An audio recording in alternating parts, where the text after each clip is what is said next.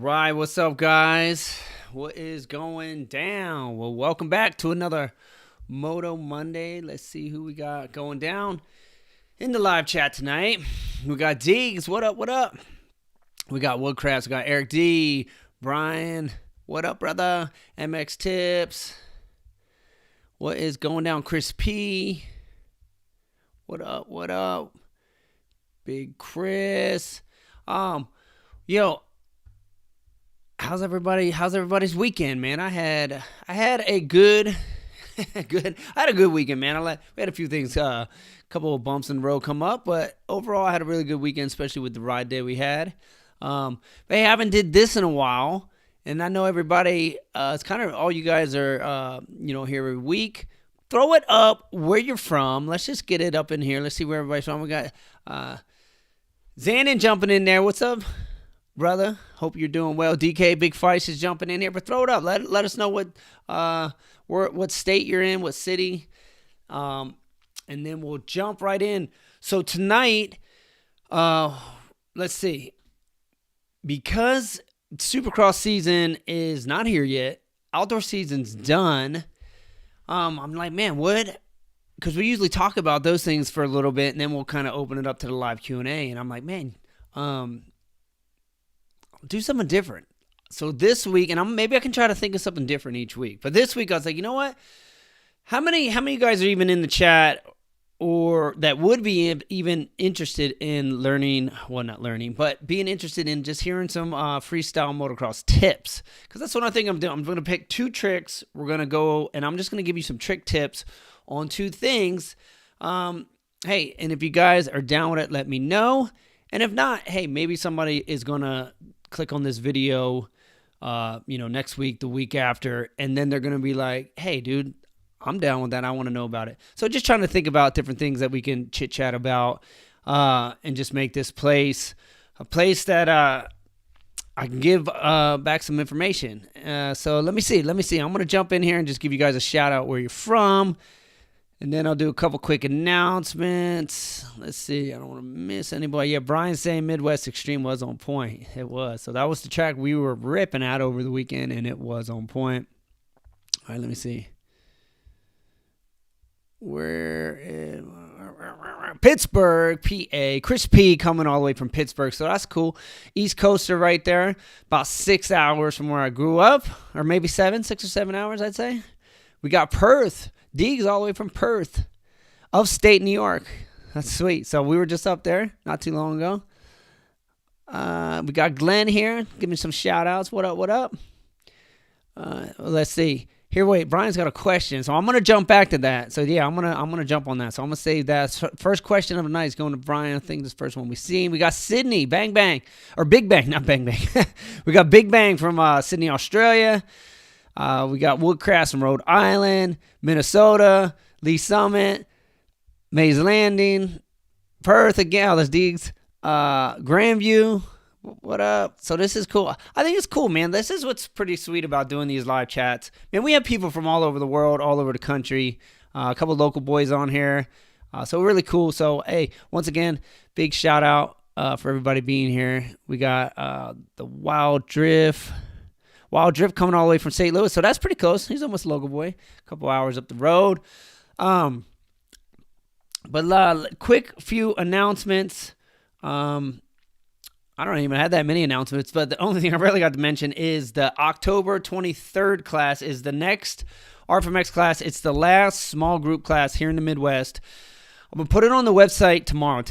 I was crazy busy. Now, I wanted to get it up, and I didn't. But I at least wanted to mention it to you guys. So if anybody's in this area, that's going to be the last group class. And like I mentioned last week, I'm planning on doing one-on-ones all the way up until it gets too cold. So we'll probably go doing the privates. I would even say would probably even sneak if people want to ride into this December, because I feel like every year I've been here, I've rode in at least once or twice in December. But October, November for sure. But anyway, October 23rd. Don't have a track pulled yet. Keep you guys posted on where we're going to do it. Most likely, I'm going to shoot for Grain Valley again. I just don't know if they're open yet. I kind of have to wait, see their schedule. But that's when I'm shooting for. I don't want to wait too long in October. But we just did one a week ago, so I want to give it at least a 3-week little gap there. But anyway, so keep you guys posted on that. Where is the next class? So just a quick. So I'm Xandon, why isn't that popping up? There we go. Anyway, I just mentioned Green Valley is what I'm going to shoot for, and we'll see. Hopefully they're open, and that's what I want to do. I want to do it there.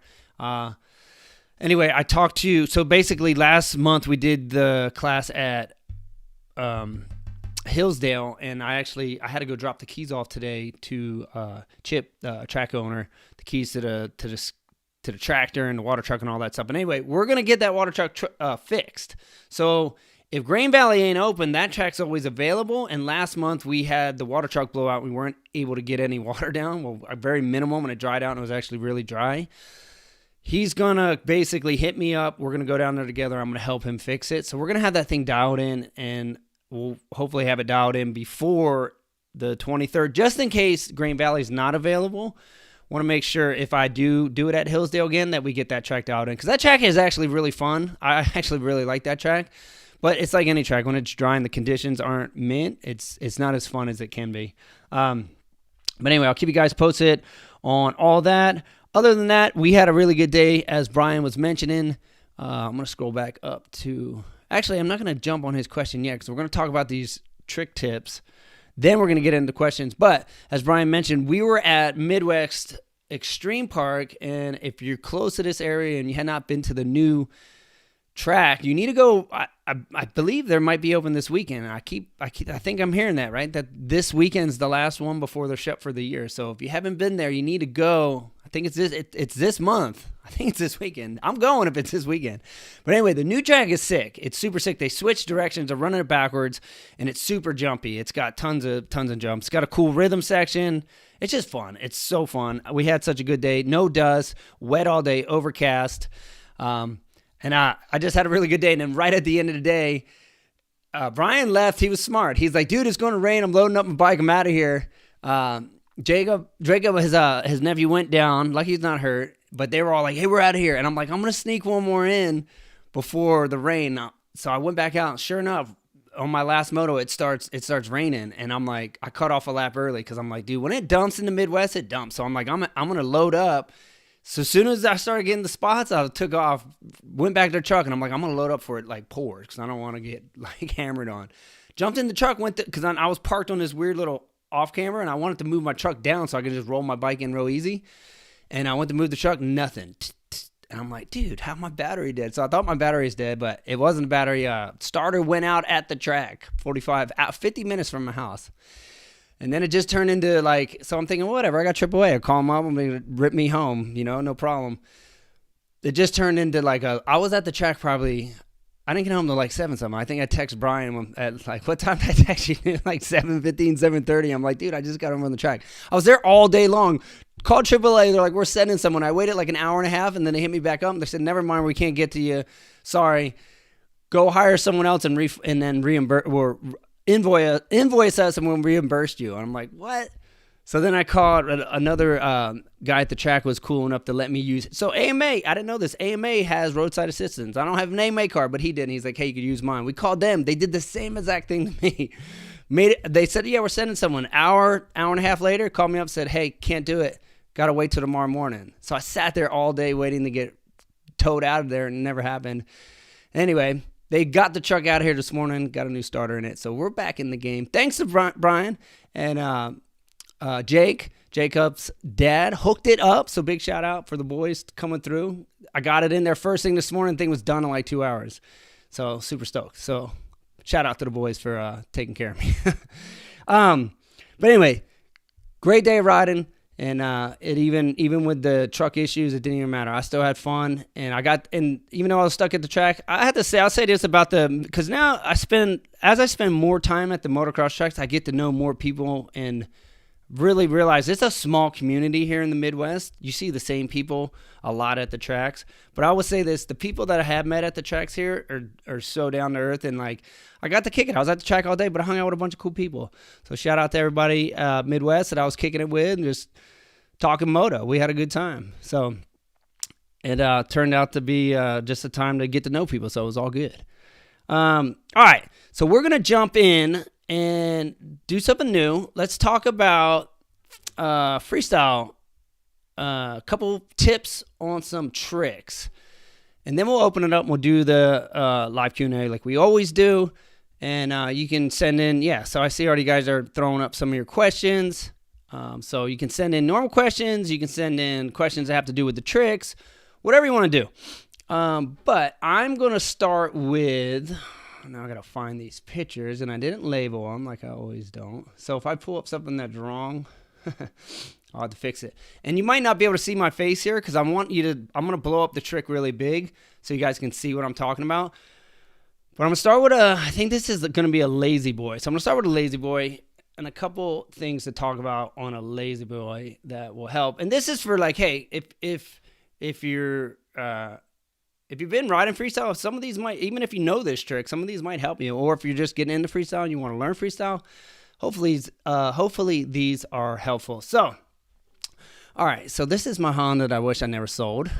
The black frame, black swing arm, black forks. This thing is sick. And I believe this is my 2006. I believe it's down at Escondido. Yeah, it is. See this right here? This says Team ECC. So this is in Escondido's Cycle Center. And that's the one I might have to try to buy back one day. But anyway, so here we go. Lazy boy. And I just want you to notice a few things. So on a lazy boy, as far as bike setup, there's nothing really that you can do to the bike that really helps with lazy boys other than you can't really see here, but there's a steering stabilizer right behind my leg. I run a GPR stabilizer. That would be the only thing that potentially could help with this trick. That helps with all tricks in freestyle. We run a stabilizer on the front, and it's basically anytime you let go of the bars, your steering's way more stable, so it doesn't want to flop the bars. Once the bars turn, it throws you off balance. So you always want your bars straight. So in some tricks, you'll see guys lean down and actually turn them completely tight to where they don't move, like no-handed flips, double grab flips. Guys don't really, on upside tricks, most of the times you do most of your tricks just at your normal setting, but your normal setting is a gazillion times stiffer than what you would ride a motorbike. It's pretty stiff standard. And then like the flip tricks that we would go 2 or 3 clicks stiffer, the bars literally don't even move. So that'd be the only thing that you could add to your bike that could help with this trick is just having a stabilizer on there. So that could be helpful if you don't have one of those on your bike.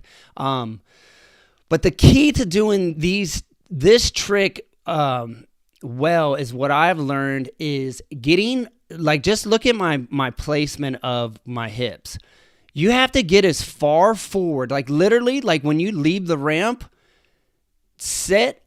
get on the gas cap. The farther you're forward on this trick, the easier it is. So you want to get super far forward, and notice my leg placement too. You can't put your legs down in the shrouds. You have to have them above the shrouds, and then you can clamp both of your legs. You can kind of go like as you sit forward, and then lock in like this. So now I can lock in with my legs. Now my front end's completely secure because I have a C clamp on this thing, or a little V clamp, whatever you want to call it. Super far forward. And then as you're learning them, just leave your hands on the bar. They call it a coffin. Obviously, the lazy boys, once you get off the handlebars. But to learn this trick, leave the ramp, sit as far forward as you can, squeeze with your legs, going to stabilize the front end, and then you can just lean back and try to touch your head to your rear fender, leaving your hands on the bars. And once you can just look up at the sky, whatever you want to do. That'll help get your head back. Anytime, just remember the body follows the head. So if you're leaning back but you're looking forward, you're not going to get your body flat. So if you actually look to the sky, you're gonna flatten your body out. So which is going to be easier. And then just try to put your head on your back fender. You can seriously feel your helmet tap your back fender. And I used to reach under, you can see where my hands are. I would reach under and grab underneath my back fender. And that's when I knew I got a good one. I didn't start them like that. I did them like most guys. But once I got comfortable with them, I could actually get underneath my fender and just do a rear fender grab. But tip 1, be getting a stabilizer. Tip 2, be sitting as far forward as you can. And then clamping the bike. And then learning it like a coffin, just sitting back, look up as you as you go back to flatten the body, leaving your hands on the bars. Once you get hands on the bars, just start taking your hands off. And you could do one at a time if you wanted to. And here's the thing, just ease into it. Let go of the bars like this and grab back on. Let go like that. And then get it to where it goes from 6 inches to 8 inches and then eventually, put them all the way behind you. And it's like anything. It's going to be seat time. The more you do this trick, you're going to have to practice it a gazillion times to even get part 1 of it. And then once you get part 2, it's like anything. The more you do it, the more comfortable you get with it and the easier it becomes. But another thing I want you to take a notice of, and this is probably the big thing about this trick that I've learned that helps it. You cannot do a good lazy boy. Look at my bike angle. Like, obviously someone took this. This is X Games, I believe. I'm almost 100% sure this is Home Depot Center, because everyone used to sit in the grass at Home Depot Center. So I almost know, I kind of feel like I almost know what jump this is. I feel like this is the jump I feel like I tried the 360 off of, because all the grass used to be right here and the roll-in was like right here. But anyway, just bringing back memories.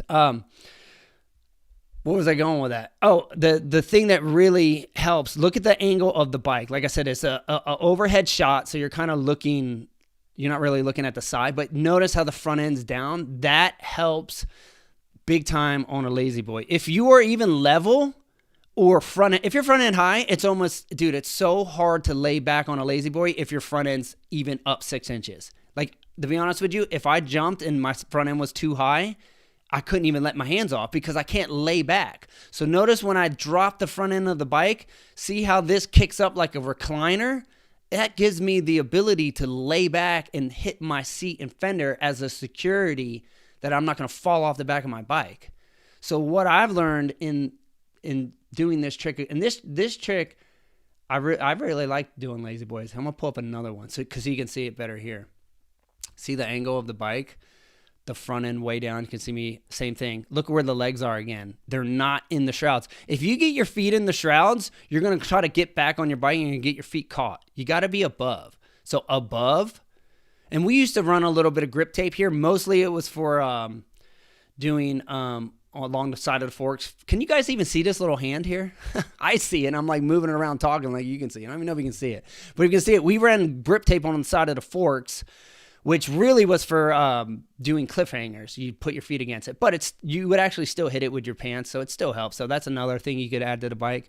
But it's mainly for cliffhangers. But anyway, notice where the feet are, and notice how far forward I am. Like, look, my feet are almost in front of my front fender. That's how far I'm forward. Like, literally put your package on the gas cap. Like, sit that far forward. Immediately.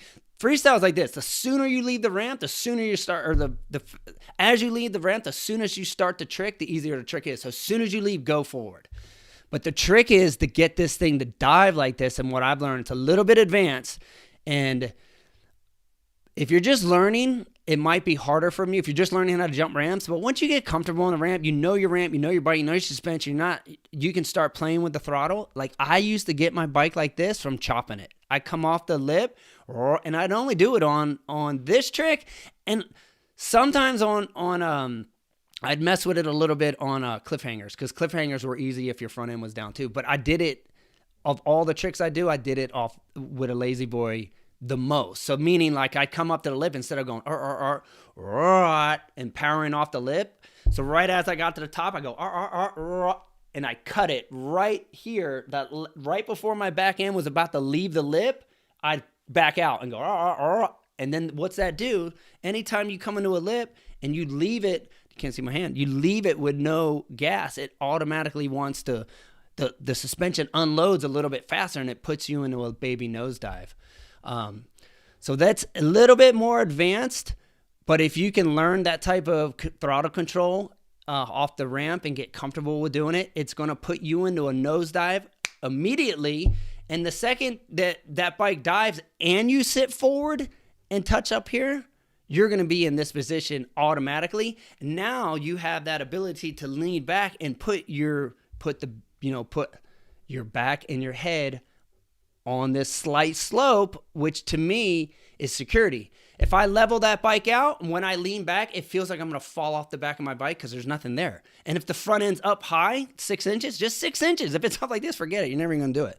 But even 6 inches, you're probably going to mess it up.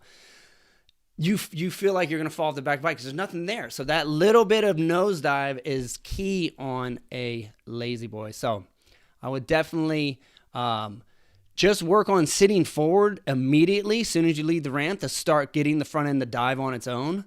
And then after you get comfortable, maybe just getting comfortable, maybe just doing small lazy boys, maybe coffins, then maybe start to play with the throttle chop just to see if you're comfortable with it. But it helps a ton.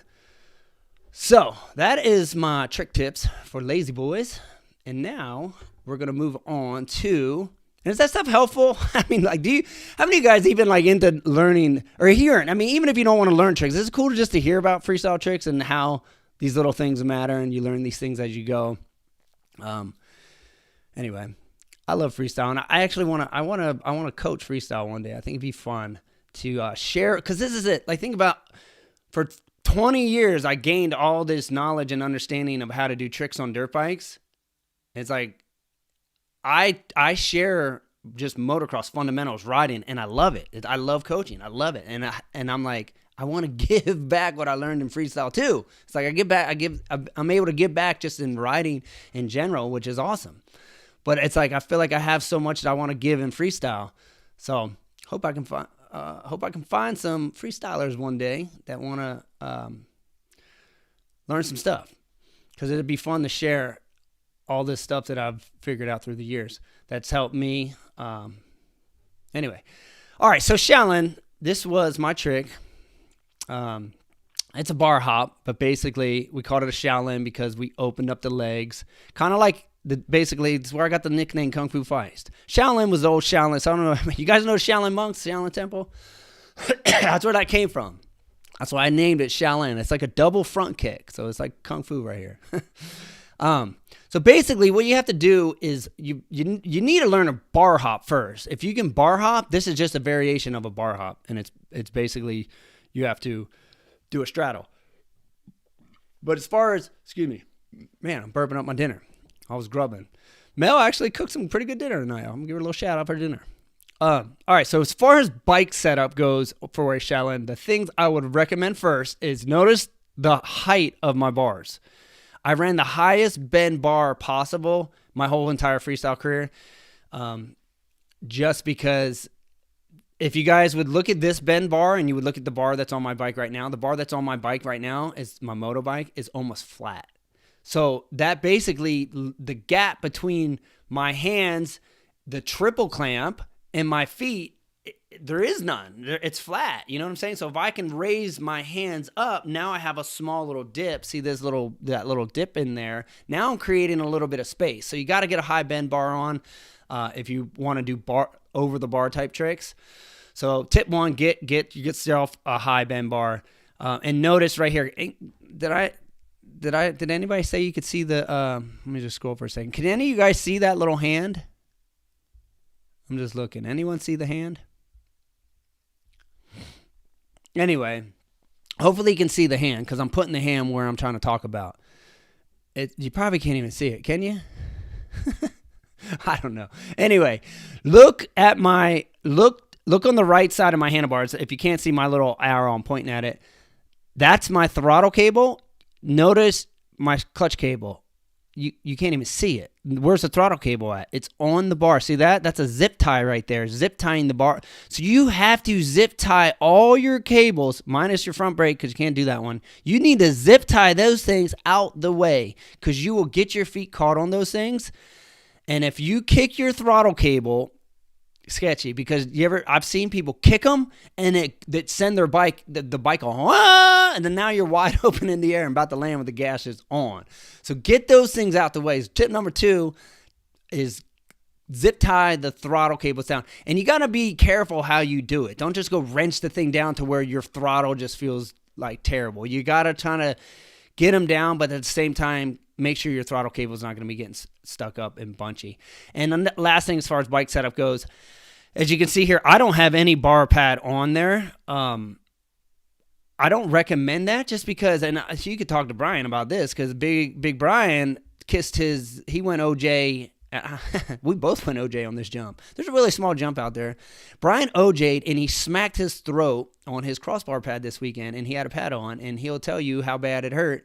I watched him. He was right in front of me when he did it, and I didn't even realize that's what you did until I feel like I saw you post. You posted like a story, and I watched you hit and pull off, and I'm like, oh, dude, I was behind him when he did that, and that's when he hit his throat. I'm like, I didn't realize it, because you came in, I'm like, dude, I jacked my throat up. But anyway, no crossbar pad is super, super dangerous, because if you do kiss this crossbar with your throat with no pad, that's highly dangerous, so I don't recommend it. Or if you put your chin on this, you could break your jaw, knock your teeth out. You're definitely going to split your chin on, and most likely you're going to get knocked out. The only reason I did not run a crossbar pad is because I used to I was a taller dude and I had big feet. I used to get my feet, I'd kick it and get stuck on it, and it was scarier getting stuck in front of the bars and having to land with your feet in front of the handlebars. It's scary, and you usually crash. So I would just not run it because I kept kicking it. But a lot of guys would trim their bar pads down to where they were just enough, just a small little pad, and then put the actual, like, not the bar pad, but the Velcro pad, not clamp, but you know what I'm saying, the Velcro that goes over your bar pad that holds it on, and then actually zip tie that down super tight. That's how Twitch did it, and a lot of other guys did it. So then you still had a little bit of cushion. I would recommend doing that. So cut your bar pad down to its just bare minimum, and then Velcro your cover on, but then actually take zip ties and pull your cover down even tighter. So at least you have a little bit of pad. You're not going to go chin to aluminum like I used to run. So I don't recommend that, but that's as far as bike setups that you can really do to get through the bars. But the next thing is like I'm saying, it's the same thing with all freestyle tricks. You need to get on your balls of your feet so you got a little bit of pop. You're ready. You got to, when you leave the ramp, you need to jump forward. So you got to jump. So to get through this with your feet, you need to have your knees on your chest, because you don't want to just jump and try to kick through the bars like this. You want to jump and rotate like this, so your knees come up, so your feet are up like this, so you can kick through the bars and then open your feet out. If you just try to jump up and kick out, you will kick the bar every time. So think of it like a swing. When you leave the pegs, you jump, you put all your weight on, now all your weight's on your bars, on your hands, and you want to swing through the bars. So what you do, you have to jump, you're going to almost rotate your hips down so your butt goes down and your knees come to your chest, and then you pull on the bars and create a swing, and you swing through. Once you swing through, then kick your feet. It's when you try to kick too soon that you hit the bars. So it's a swing, a pull, so you pull forward to get through, swing, and then once you're fully extended, and you just learn a bar hop first. That means just jump through, get through the bars. Once you clear the bars, just put your feet straight out. And then once you're at full extensions, all you're going to do is reverse the pull on the bars, and you're going to pull your butt straight on back. Bring your knees back to your chest. Once your knees are back to your chest and you clear the bars, you just put your feet straight back to the pegs. But the motion is, it's getting the motion is a swing motion, but the goal, like look at the height of my knees. So this would be a good way to put it. Like look where my knees are. So just imagine if I could play this in slow mo for you and you could actually watch, my knees would be going back towards my chest. And then if you could picture, if that would put my heels way above the bars. So that's the secret there. Getting the small little rotate with the hips, kind of creating a swing, getting the knees up as high as you can so you clear the bars. Once you clear the bars and you can do bar hops, you can do a Shaolin all day. All you got to do is another tip I would say is stretch for all freestyle tricks. Because the more flexible you are, the better your tricks look in freestyle. It's just stretch to ride your dirt bike, period. But if you're going to be a freestyle dude, you really do need the stretch.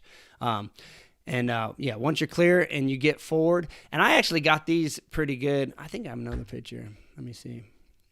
I actually got these to where I could get, once I swung out, I was actually able to pull even harder. I'd get to full swing, almost feel like the swing was peeking out, and then push forward even more. I don't have any cool pictures of it, but I looked. I'm like, man, I used to almost be able to touch my butt on the seat or on the fender. And some guys did. Some dudes got that good and could do it, and I was pretty close.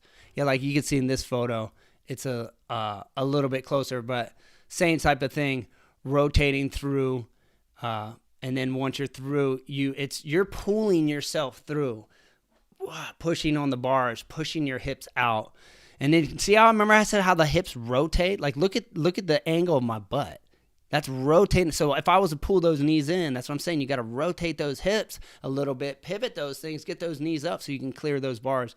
Pulling those bars, full extension. Once you're out, you just reverse the pull and get those knees back in. And that's a Shaolin bar hop. But you just start small. It's like anything. Start small and then work into it. So pretty fun trick. And that was my... what do you call that?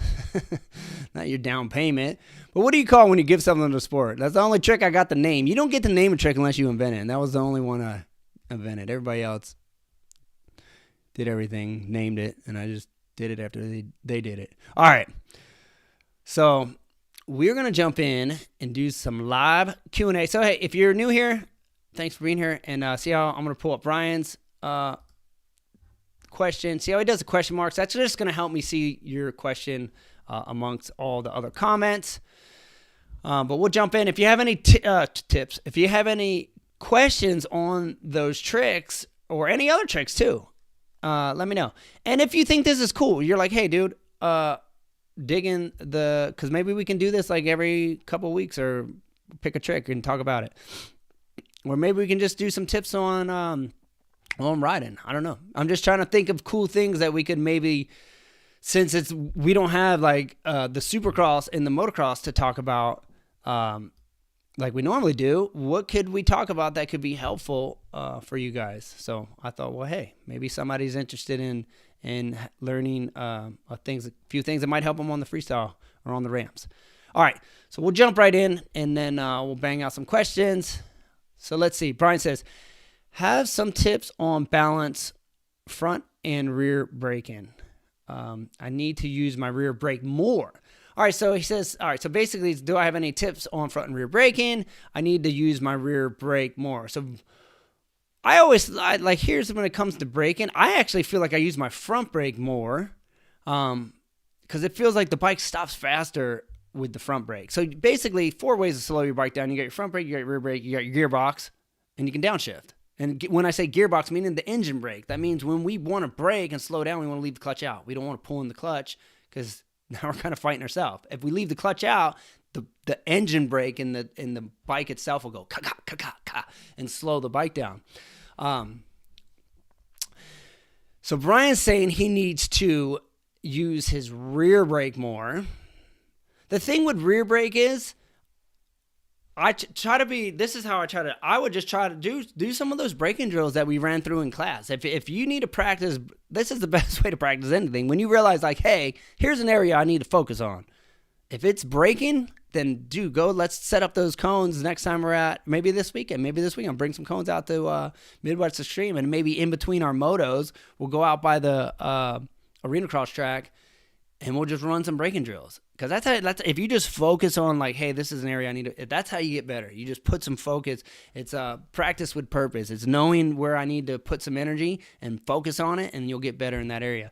And I'll just watch it. The thing, I don't want to see you get too heavy on the rear brake, because when you get too heavy on the rear brake, the bike either skids or stalls, slides the rear wheel. So we just need to practice. Try to be 50-50. And then 60-40. I mean 60-40 mean 10% more on your front brake than your rear brake. But 50-50 is a good place to start. And this is going to change depending on the type of the dirt is. Like if you're on sand versus sticky clay, you're not going to be coming in hammering 60% of front brake in the sand. Like you got to go way light on the sand with the front brake because the front end just tucks on entry. So depending on what you're on, but the stuff we got out here is pretty sticky. You can go 60-40 all day long. Even 50-50 is still fine. But smooth and aggressive, as far as tips go, I say, you know the body position I talk about. Exactly. You've been to 2 or 3 classes. So I know where you need to be on the bike. And you get in that good body position and you just start running those drills back and forth, Do it 20 times, 20 times up, 20 times back, 20 times up, 20 times back. Just do that for 15, 20 minutes every time you go moto until you feel like you're using that back brake like you want. And just start 50-50. Try to do smooth and aggressive on both. Straight line braking, keeping the bike straight, not allowing it skid, not allowing it to stall, and not overusing the front brake to where you're actually starting to tuck. But we'll work on it. We'll if we're out at the track together, we'll go do that because we'll have a little bit of time in between practices since they do the group stuff out here in the Midwest. But good question, dude. All right, so moto tips. Any moto tips? I'm reading some of your comments as I'm looking for some questions. Let's see here. We got MX Tips. He says, hey, Ronnie, I want to learn a new drill before this season ends. He says, hey, Ronnie, I want to learn, that's what I would say, a new drill before the season ends. All right. Well, what type of drill are we talking here? We want a corner drill. We want a braking drill, balance drill. I love drills. I think drills are fun because you can basically focus on one area of your riding. I like to do what we call lap drills at the end of the day to where we work on so many things throughout the day. So you could basically go out on your practice and just pick one thing. Think about it. So maybe it's breathing. So, hey, I need to focus on, here's a new drill for you. Let's do a breathing drill. That means I'm not going to throw everything outside the window. I want to make sure I'm still in all my good, proper position. But the entire time I'm doing 1 lap, 2 lap, 3 laps, 4 laps, 5 laps, whatever your practice session is, you're focusing on breathing. Here's how we have to learn things is we have to think about them. But we want to get to the point to where we don't have to think about them and they're natural, right?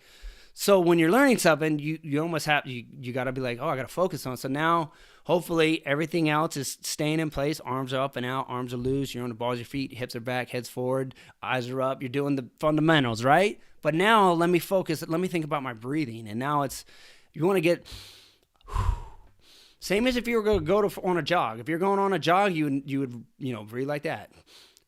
You get on a road bike, you breathe like that. But when we get on our dirt bike, we don't breathe like that. And a lot of times we just hold our breath. That's why we get tired so quick. But practice breathing, I like to talk about this before. Every time I jump, big, rhythm section. If I come into a roller section, deep breath in, exhale the whole time out. Because a lot of times you will hold your breath through the roller. So go deep in, out. Hit the next jump, corner. But you want to train yourself to breathe like this, in and out, in and out, in and out, like a machine. But that takes lots and lots of practice. So start with the easy thing, meaning just pick an obstacle. Every jump, every rhythm, every section of whoops. If you start there and then just slowly start to add it in, that's a great drill to practice. You can do balls to the feet drill, meaning the whole time you do a lap, focus on every time you slide back, you shift, slide back to the balls. You brake, slide back to the balls. You're going to constantly move your feet. Your feet are never going to be on the balls every 99% of the time, but 95% of the time they should. You got to shift, you got to brake. But practice letting those feet slide back, and just get on the balls of your feet as much as you can. You can do eyes up drill, meaning go do 3 laps, and all you're thinking about for 3 laps is leading the bike through the corner, leading the bike down the straightaway, looking forward through the whoops, and just practice that and do those things over and over. Like I said, you got to think about them a lot, but the more you do them, the more natural they become, and then all of a sudden, you don't have to think about it. That becomes who you are. Your arms will stay in spot. You'll naturally ride with your head forward. You'll naturally rotate your hips back. You'll naturally slide to the balls of your feet. You'll be looking up. You'll be breathing. It all happens, but it only happens through repetition. So, and practice. So just pick some simple drills like that. Have fun with, dude. Wheelie drills, I love those. Class in Arizona. Monroe saying class in Arizona 2020. Hey, never know, dude. I'm definitely, Cali. So Cali's more likely, especially this winter. I always usually go out to California. I think me and Mel are already talking about potentially going out for one of the Anaheim Supercrosses. So definitely we're going to be out there in January at some point. So most likely, most likely be in California. Brian saying prep practice is Saturday, October 9th. So is that not this weekend? Was I a week? No, that's this weekend. All right, so he's right. Or we were right. So we'll be there. We're hitting it. Midwest Extreme Park, Saturday, October 9th. And I believe it's the last one of the year. So you guys that haven't been there, you need to get there because you're not going to be able to ride the track until next year. Let's see. We got Jason here. Yeah, so the starter deal. We did. We hit the hammer. We hit it with a start. We tried everything, dude. We whacked it. I had there was two other, I'm not I don't know everything on cars. I had a race truck, me and Big Feist used to wrench on a little bit, so I learned a little bit. I'm not an expert, but I knew at least that much. We tried that didn't work. The thing was straight done. Yeah, so all good. Happens. I was just like, man, I couldn't have broke down 5 minutes from the house. Had to be 50 minutes from my house. And the day I went riding. When I was starving, just wanted to go home. And it was pouring down rain, too, by the time I got soaked. And then I did get a little chilly sitting there. I was like, dude, I ain't got no dry clothes. All good, though. All right, so just scrolling, making sure I don't miss nobody's stuff. Kiss of Death. So Deeg's saying Kiss of Death. Yeah, best fights photo. So maybe that's another thing. Maybe we'll talk about a Kiss of Death on another show. What up, Adam? Our boy Adam just jumped in. What up? DK, some of the boys. Buy it back. You're right, dude. I know I should buy that bike back. Got Chris P, 8 p.m. Eastern Standard Time. Oh yeah, so Deegs is on the other side of the world. So basically, so we're going in the winter. You guys are going in the summer, huh? You guys are getting ready to get hot in Australia, and it's about to get cold here. All right, so yeah, the V clamp. See, DK is all about the V clamp. So DK probably rides a little freestyle, understands. Oh, a little super chat love here from our boy Adam. Let me see. It says Moto Monday. Love your life, and remember that black dude at the gym never quit on God. Dude, did I tell that story here? I had it. How'd you know that story? I must have told the Steven story. That's cool. I shared that with you guys. Hey, dude, that was a big, that was actually had a huge impact on my walk with the Lord because there was moments I wanted to quit. And that struck me as that cannot be a coincidence that happened at that very moment. And I thought about that dude. So, hey, when we get to heaven and there's a black angel named Seven, you're going to be like, yo, Feist told me about you. Hey, the crazy thing is if you study the Bible, the book of Revelation talks about 7 trumpets, 7 bowls, like this, the 21 judgments of God. Some people like to say, but there's 7 seals, 7 bowls, and 7 seals, 7 trumpets, 7 bowls. Well, there's the 7th angel who sounds the 7th trumpet. So I just thought, I always used to think about that. I'm like, that's kind of weird. This dude told me his name was 7, and I've never seen him again ever. Never saw him. And he was in white. It was a crazy experience, but pretty cool. He's most likely just a dude, but God still used him in my life, so it was all good. That's funny. I talk about a lot on here, huh? You guys are like family, right? Because I just share personal stuff. I tell you, like, my dad needs prayer. I'm like, yo, pray for my family. You guys know what's going on in my family. You guys know about like my God stories. Like I have a few God moments that were like super big for me when I was a new believer, and that was probably the biggest one. I'll be honest with you. That was one of the biggest things that I was just like, whoa, that can't just be a coincidence. Like, it's way too gnarly. So I'm glad you guys know a lot of personal stuff. That's good. We're tight like that. DK saying swole Ronnie back in the day. Was I looking juiced? That's protein, brother. All protein. All right. I'm just looking for another question here. So Adam's always on here while he's driving. Drive safe, bro. He's on the interstate I-90 in Ohio. We probably drove that a lot, Big Fights, huh? We used to go Ohio and stuff racing. He's headed, where's he at? Headed to the Falls, Riverside, Massachusetts. All right, well, be careful. Drive safe. If you get tired, pull it over and get some sleep. Because you ever feel like you fall asleep with your eyes open? Anyone know what I'm talking about? When you trying to get to the track or trying to just travel across the country and you're driving, but your eyes are open, but all of a sudden you feel like you fell asleep because you go and you wake up and I never close your eyes. I feel like I've done that a gazillion times. It's scary.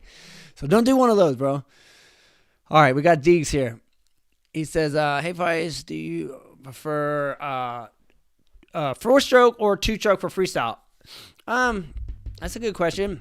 Obviously, I probably spent more time on 2-strokes in freestyle, but when I did transfer to the 4-stroke, I actually came to believe that the 4-stroke was easier to do freestyle on, and I'll give you my reasons. One, it was way easier to jump the jumps on the course, meaning if you guys watch like a lot of X Games that was in Home Depot Center, LA Coliseum, it was always really dry and the run-ups were short a lot. So on a 252 stroke to come out of the corner, tight run-up, slippery, hard to get traction, it was hard to get over some of the jumps. When I switched to a 4-stroke, double the motor on the 450, way better traction, just I could get over jumps so much easier. So that made it, I like that part about it. It was like, man, jumps are easy now. I got twice the bike. Second thing that I really liked about it was heavier. And that I actually thought that was going to be a disadvantage in the beginning. I thought, man, this bike's going to be heavier.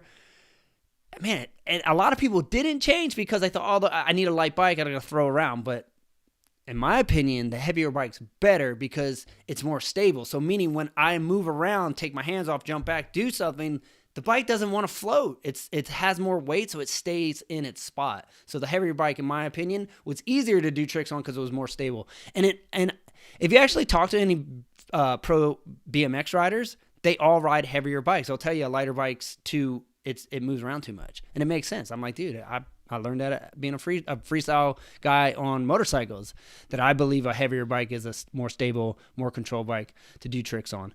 And the last thing I would say I thought was easier, and another thing I thought originally, I thought, it's going to be harder to flip. It's heavier, right? Flipped way easier because it had way more torque when you didn't have to pull as hard, had way more grunt coming off the lip. And because it was heavier, once that rotation started, it actually rotated faster. So in my opinion, I would pick a 454 stroke over a 252 stroke for those reasons. And I just like 4-strokes now. I love them. I mean, I'll be honest with you, had a lot of fun on that enduro bike that they let me ride in New York through the woods. That was a 252 stroke, but it was a 252 stroke KTM free ride. It looks like a half trials bike. Funnest, sickest bike I ever rode on trails. And if any of you guys are trail riders, you need to go ride one of those bikes. Because if I had trails like that here, dude, I would probably have a bike built like that just for the woods. Sickest bike I've ever rode in the trees. That one's light. It's so light and little, and you can just mob it through the trees. It's fun. But then it doesn't rev out like a 2-stroke. You know how 2-strokes, you got to keep up RPMs? This thing actually tracks and lugs like a 4-stroke, but it's a 2-stroke. I was blown away because I was thinking these dudes are going to put me on this 2-stroke and they're going to like take me on this gnarly trail ride and I'm going to be struggling on these hills. Because I was upstate New York, big mountains, not, little rolling hills. And dude, that thing motoed up every single hill, first, second gear, like nothing. Just ripped up it. It was so fun. It made me like seriously want to move to where there was mountains at. That's how much fun I had. I was like, dude, I'd be a woods guy in my 40s if I had mountains like that. So fun. All right. Tips on carrying speed through turns. So carrying momentum. I mean, moto's all about momentum.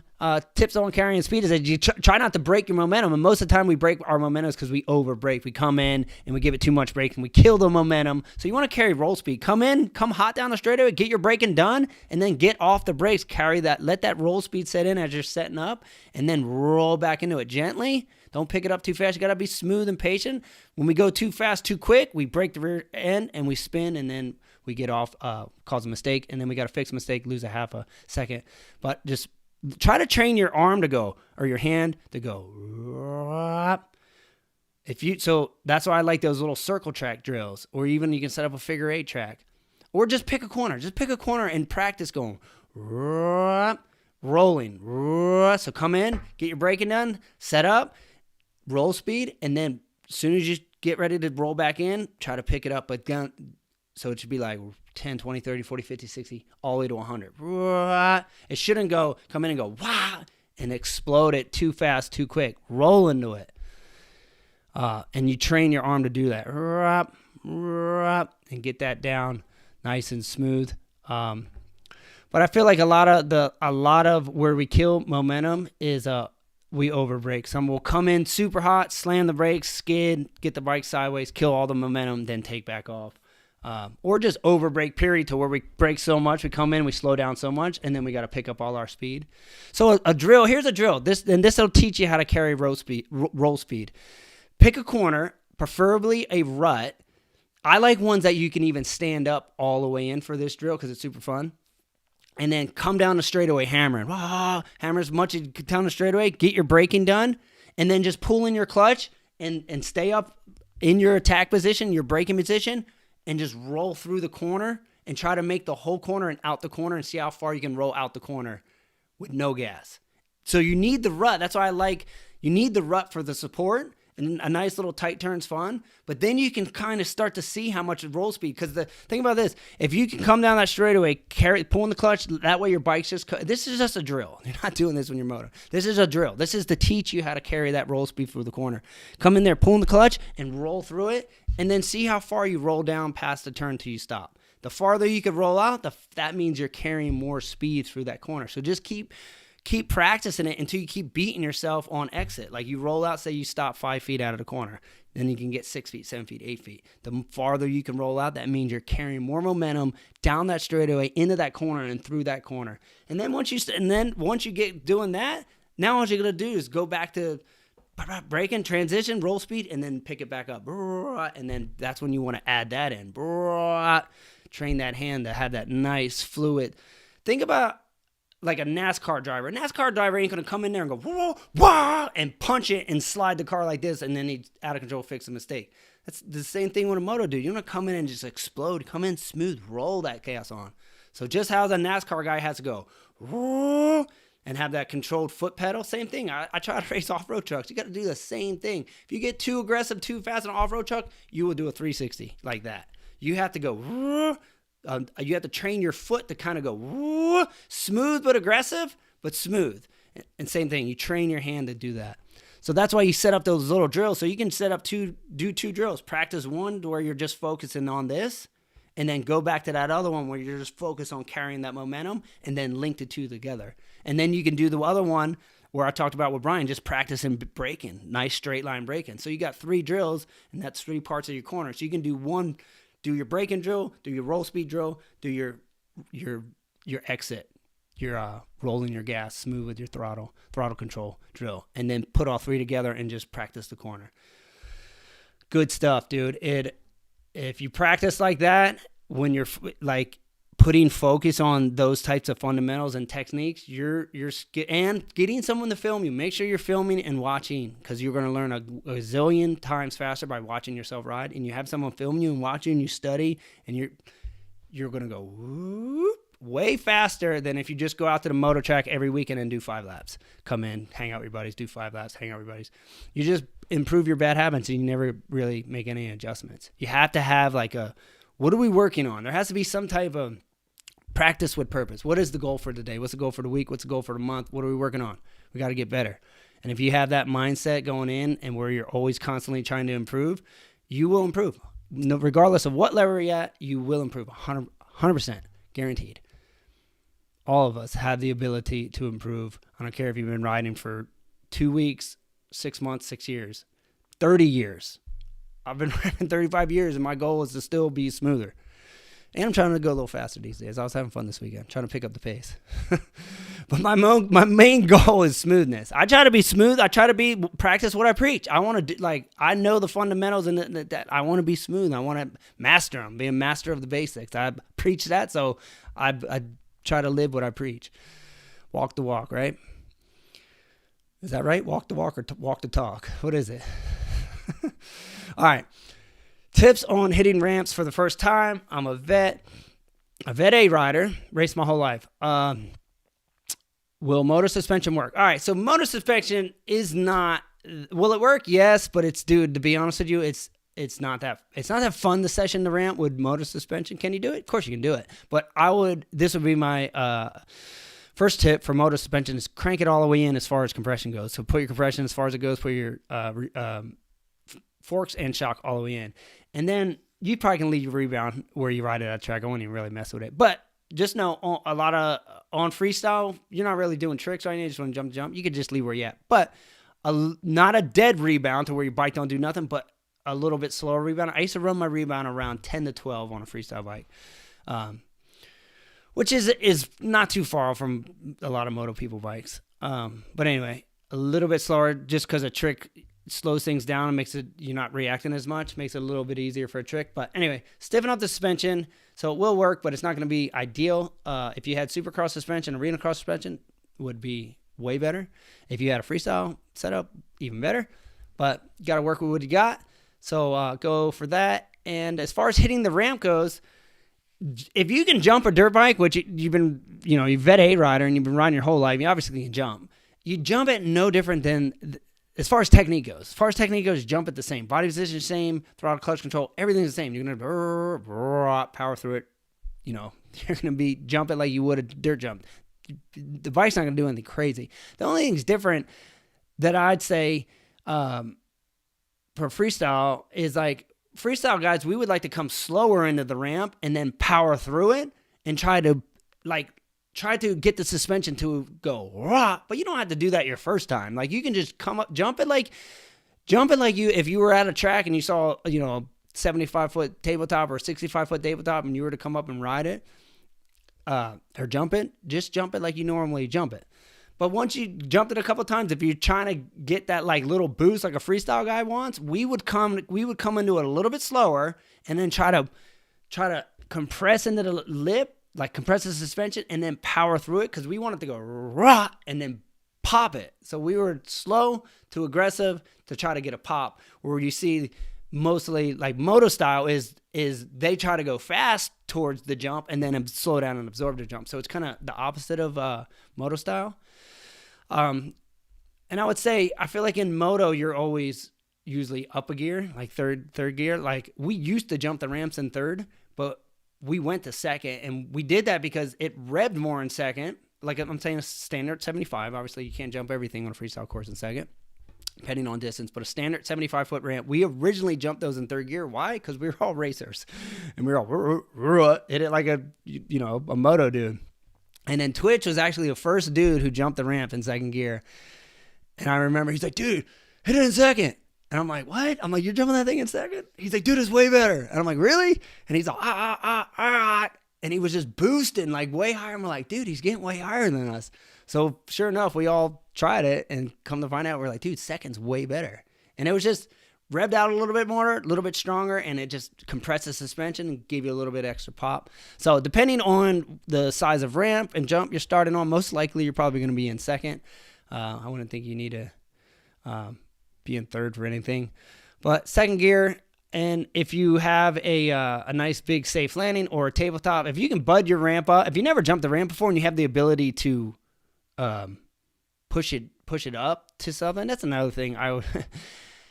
That's what's cool about a ramp. You don't have to put it at 75 feet and just send it and be all super nervous and having like that's like if you never did it, like push that thing in and just jump it. Just even if you push it into 40, 50 feet, who cares? Like it's better to be safe than gap it at 30 and come up way shorter, shoot it out to the flats and just ragdoll yourself. So you have the ability to move the ramp. I would definitely just make it fun, push it into where you're comfortable. Start there, and then you can just push it back 5 to 10 feet, depending on what you're comfortable moving it back, and then get it back to wherever you're comfortable. I mean, you might feel good at 65 feet, 70 feet. We always went to about 75 is pretty standard for freestyle, but doesn't mean you have to have your ramp there. You can have your ramp wherever you want. But anyway, just treat it like a normal jump, dude. You know how to jump. Trust your skills, and start small.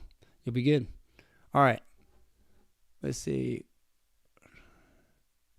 Wait, did I miss Deeg's things?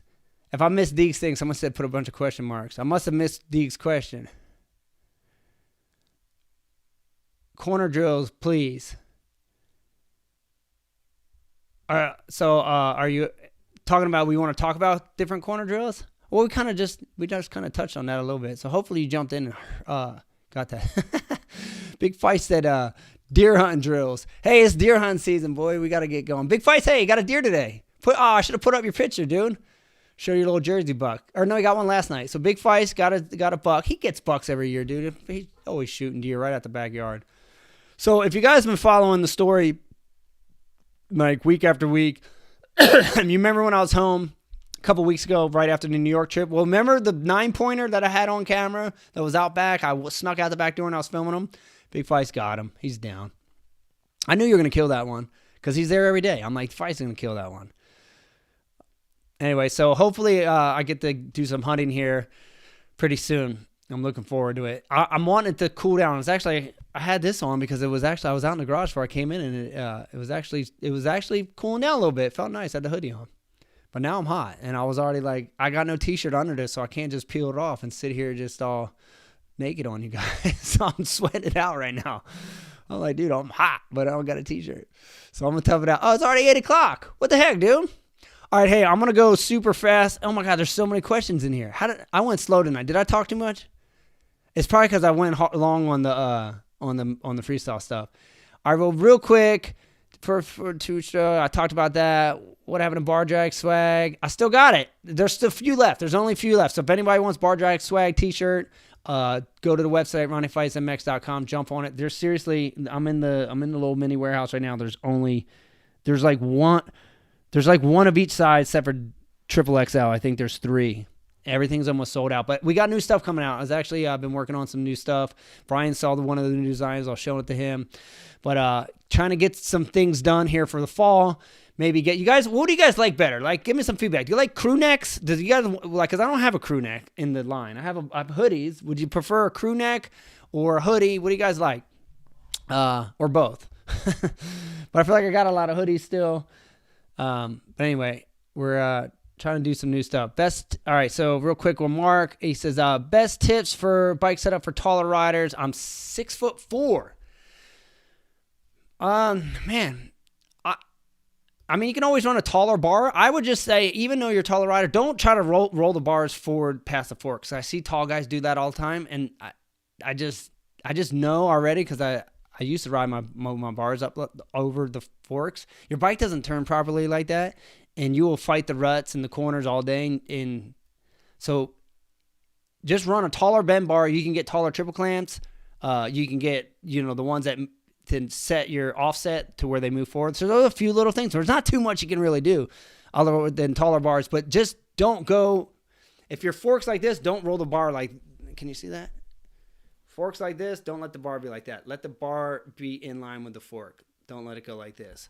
Tall dudes always do that, and it's not good. You have poor control of the front end like that. Do you personally blow out burns all like Deegan? I don't. Deegan does that just for fun. What is the best moment at exit? I'm just going fast. I'm not trying to be short with you guys because we're already over time. But I don't want to leave people. I like to try to get through everybody. Sorry for talking so much on the freestyle stuff. What is your best moment at X Games, do you think? I'd say the 360. 2008 360 when I finally landed over a 75-footer. That was huge for me. I mean, winning medals was always good too. But I feel like that one was a big one because that was hard. It took me 3 years to get that off my back, and I got it. So, new favorite FMX rider to watch? Hey, that's a good question. Man, that is a really good question. I mean, I'm trying to. I'm thinking like Sheeny's really, really smooth and pretty. I'll go with Sheeny. I'll give Sheeny props. He's a good dude too. I really like that dude. And I don't know how new he is. He's just current. You know what I'm saying? I wouldn't say he's brand new, but he's a current dude. I mean, I think he was top 3 at X Games this year. He might have been second or third. Atterberg's doing really well too. Did I miss any of my stuff? What up, dog? What up, Brian? Did you shave your head? Yes. I shaved it. Oh, man, the light's making me look bald. I ain't bald. That's light, dude. The light. Flat bill hat on, Fords tilted, like the diamond earrings, famous. Hey, that's so funny you're saying that because I was looking for pictures of these old tricks today, and I've seen about 100 photos of me like that. That was my look, dude. Bald head, bunch of diamonds, hat up, flat bill, kick to the side. Yeah, about 500 pictures popped up like that if you Google my name. All right, what's your favorite trick that you've ever done? Favorite trick that I've ever done? I'm going to just go as for one of my funnest tricks. I thought Mel was coming in here. I used to really like doing double knacks. Super fun. Because you're doing a kiss of death, but you get to whip it out. So it's like a whipped out kiss of death, but it's a double knack. Super fun. They just feel good. All right. But towards the end here, we got, I always want to say Big Bird. I don't know why when I look at Bird, it doesn't even start with big. I don't know why I see Bird for Bird for DBK. I'm ready to call him Big Bird. Do you think you will ever open back up the freestyle? Oh, will they? Do you think they ever will? All right, so basically freestyle. Paul used to have a freestyle motocross park, and honestly, I have no idea if they ever will. It kind of sucks that they shut it down because I know a lot of guys used it. So hopefully there needs to be more places for freestyle guys to go ride, and there needs to be something for amateurs because there's nothing. That's why I think the sport's struggling a little bit. Really hard for young talent, new people to get into the sport. Nowhere to go to learn it unless you know a pro that has a ramp, has a setup.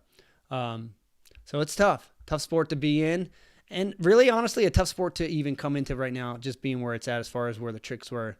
Be really hard to work your way up to where those guys are. Takes a lot of time, and those dudes are years and years ahead as far as how, like, those tricks, you don't learn the tricks overnight. They take so much time. So to get to where those dudes are right now and be able to compete with them, be really, really hard. But anything's possible. So don't want to discourage nobody. Do what you love. Have fun. And hey, just want to say thank you all for being here week after week. If you have not subscribed, be sure to subscribe. Give me a thumbs up. Smash the like button. Let YouTube know that we're doing cool stuff here. And we'll be back next week. And yeah, I don't know. We'll figure out something else to talk about. Maybe some other stuff. I don't know. Maybe we'll talk about tricks again on another day. But that was fun. I like sharing that stuff with you guys. All right. So thanks again. We'll be back next week. Same time, same place, 7 p.m. Central Time here on Moto Monday. Peace out, guys. Ride safe. God bless. Much love.